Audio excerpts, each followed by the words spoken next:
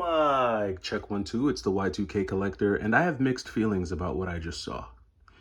Gamer's Manual is someone who I have watched and followed on YouTube for a few years now, and for those of you who know, he has that famous tagline, "Later." That's his trademark. He just hits you with a later and moves on to the next amazing pickup. And I was always blown away by his ability to find the most rare, the most obscure, just really amazing games out in the wild for next to nothing. And I guess I had always kind of figured that, what he was saving in money, he was spending in time, because collecting is going to cost you. And we're going to talk about that in a second. But I figured whatever he was saving in money, he's probably spending in time. And his most recent video kind of confirmed my suspicions. Now, video game collecting is going to cost you. And I think a lot of collectors think that by not, spending actual dollars, they're somehow getting ahead because they're able to, hunt and hunt and hunt, and they're out in the field hunting, hunting, hunting, hunting. And I think mentally you think, man, what a deal I got, right? I found this $300 game for $10. I found this $400 game for $5. And mentally, like the mental math says, wow, I just got a $395 profit, or, I got this, for $395 off of what it actually goes for. And there's that sense of, I think, gratification that hits you. But what I think a lot of game hunters, people who are out there in the field hunting video games all the time, I think what they sometimes miscalculate is the time value of game hunting, especially when you're doing it for hours and hours per week. And in some cases, not in all cases, but in some cases, the time value spent game hunting far exceeds whatever value or discount you got on the game that you purchased. Meaning, if you saved, if you got a $400 game for $5, you may have spent $1,000 worth of your time in terms of earning potential, family time, quality time with your spouse, developing yourself in other areas, doing other things. You could have spent, and the dollar and cents equivalent of $1,000 in time value picking up a game that's worth $400 and only spending $5 for it. And I think this is something that game hunters lose sight of sometimes. And it's something that I realized is a reality for some video game hunters. Not all video game hunters, but for some. And I think the determining factor is really where you're at in life and what your priorities are. If you're 15, 16, 17, even 18 or 19, and you don't have a lot of responsibilities, you're developing yourself in life, you're learning things, perhaps the time value spent game hunting isn't as costly as maybe someone who's in their 30s or maybe their 40s, who maybe has a family, has children, who has responsibilities, who has a career.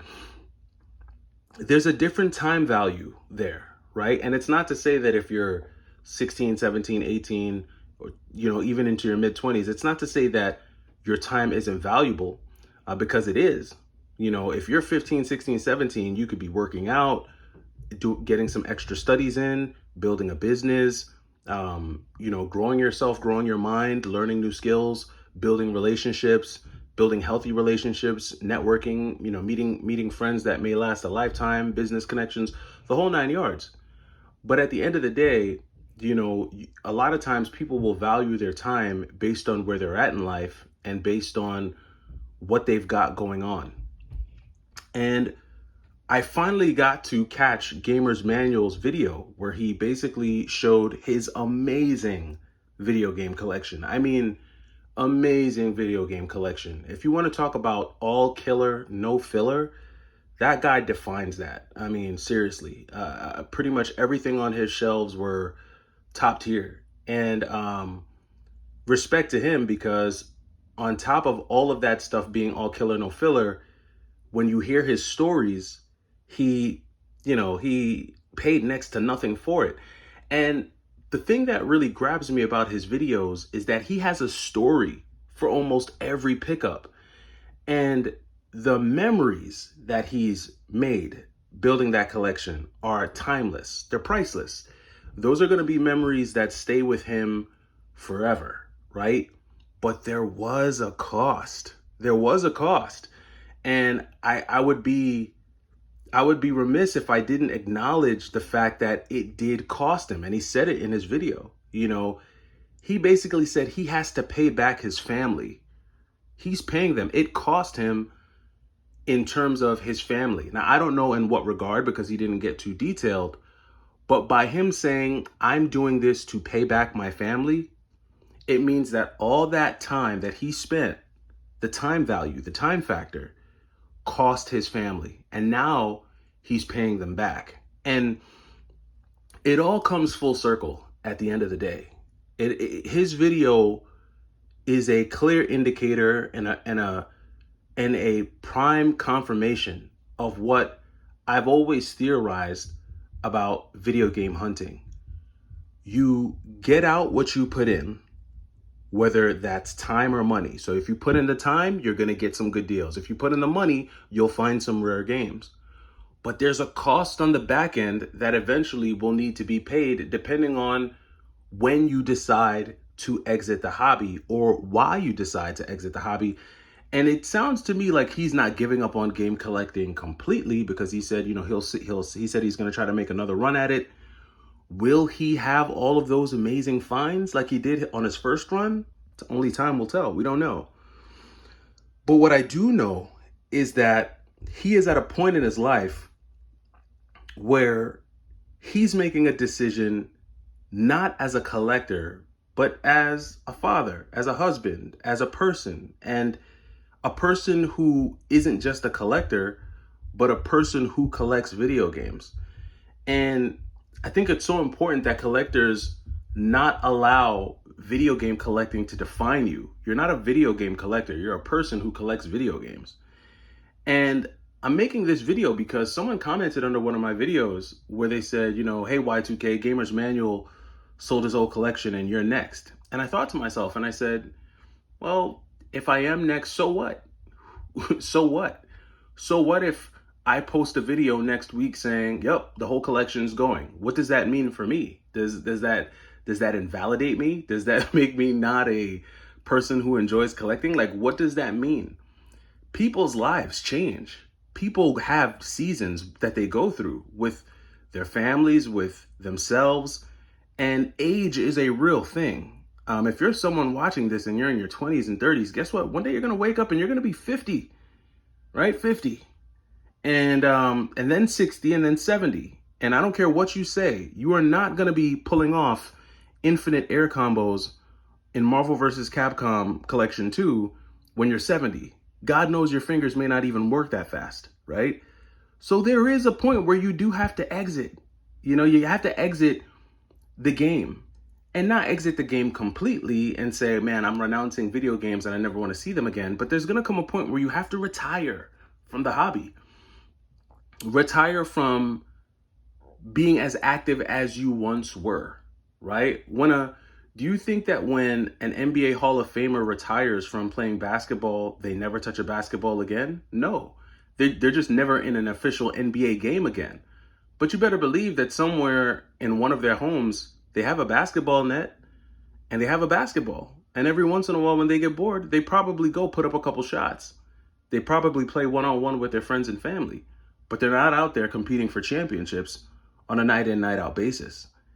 And I think where Gamer's Manual is he is probably one of the collecting Hall of Famers who's exiting the league right now. Maybe he'll come back like Jordan wearing the 4-5, not to play games with you, but to aim at you. Now, let me stop. But seriously, he's retiring right now and he may come back, but he's hanging up his jersey and he's going to go play a little one-on-one with his family in the backyard. And with him selling a collection like that, there's only a few things that you could be selling a collection like that for. And Gamer's Manual, don't judge me. I'm hypothesizing here.